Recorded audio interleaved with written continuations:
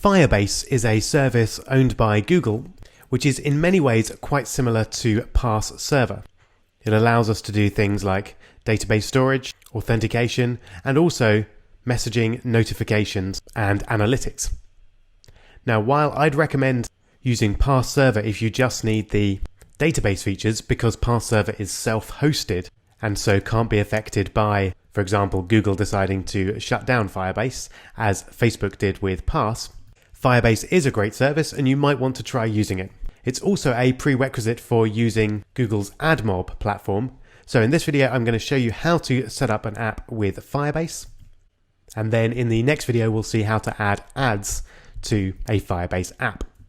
So first off, we need to create an account on Firebase. So you go to firebase.google.com and log in with your Google account and click Get Started for free.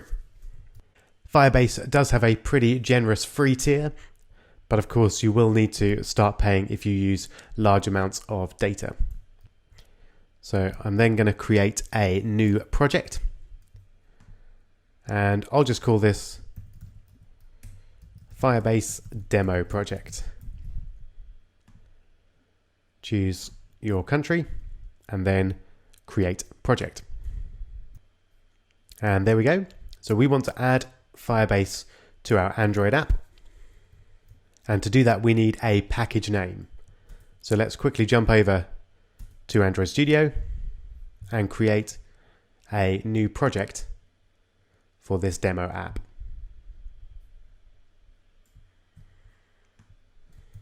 So we'll call it Firebase Demo App. And just in case you missed it there, our package name is going to be com.robpercival.firebase-demo-app. And I've been using Nougat there, but we'll go down to Lollipop. It doesn't really matter, but we'll support more devices in this demo app. And then set that up as usual. And then we can jump back over to Firebase and enter com.robpercival.firebase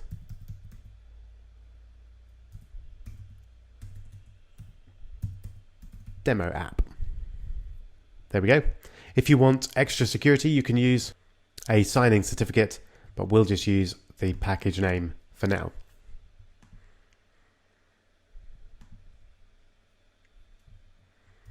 That then allows us to download a Google Services JSON file, which we can put in our app directory, which contains all the settings that we need to connect to Firebase. And then, as it says there, we can just check and make sure that Google Services.json is in the right place. It should be in the app directory. So if we tap on project and then in the drop down here at the top there, select project, expand that, and there we go. Our Google Services.json file is in there, so I'm just going to drag it into the app folder.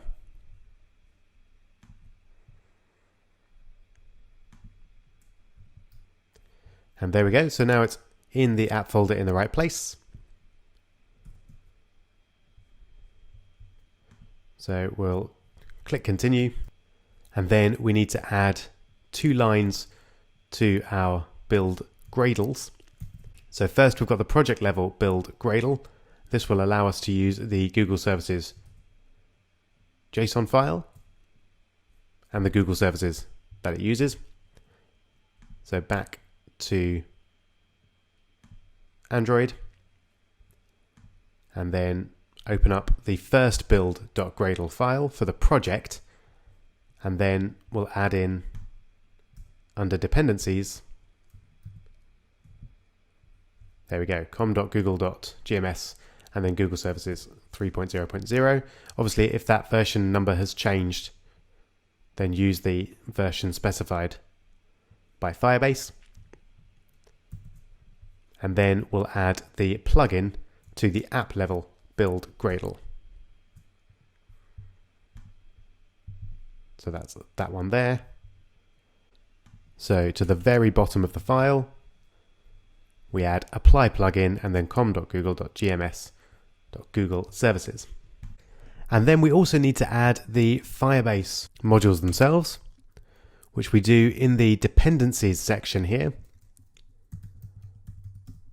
And we use compile and then com.google.firebase and then Firebase core, Firebase hyphen core, and then 9.4.0. And we also need, if we're going to be using the database, which we will do just as a check that everything's working okay, we use com.google.firebase Firebase hyphen database 9.4.0. And then we click sync now, and that will add those plugins and dependencies to our app. And now that's done, we can write a little bit of code in the main activity. And we'll just write a very simple bit of code which will connect to the database and save an object for us, just like we have on Parse Server. So to do this on Firebase, we start off by creating a database reference, which I'll call dbref. And this is going to be equal to Firebase database dot get instance dot get reference. And that will get the database created as part of your Firebase app. And then we'll just create a simple map which will link strings to strings. And I'll call this values. So it's just an object that we're going to store in the database. And this is going to be a new hash map. Then we'll set some values. So values.put and something like name Rob. That's all we need. And then to save that to the database, we use dbref.push and then set value. And we can just use values like that. That will save it in the database. But we always like to have a callback so we know it's been successful. So we're going to create a new completion listener, which, just like with Parse Server, gives us the default onComplete method. And again, we can do, as we're reasonably used to, something like if database error equals null,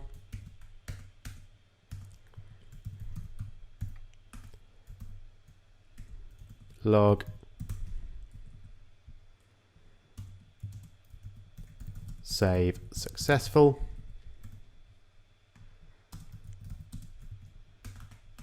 else log save failed. There we go. So you can see the logic is quite similar to Parse Server. One quick change we're going to need to make before we run that is to add the internet permission.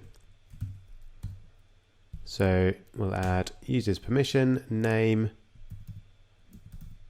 is android.permission.internet. There we go. So we'll run that on our device. And as it's running, I'm going to make a quick change on Firebase. Now, the default on Firebase databases is that the user has to be logged in to be able to save anything, because we're not going to go as far as user authentication in this small introduction to Firebase. I'm going to change those rules. So we're going to tap over there where it says rules, and I'm just going to change the not equal to equal to, and then publish. And that will mean that the user doesn't have to be logged in to read and write to the database. Okay, so let's have a look. It's launching the activity.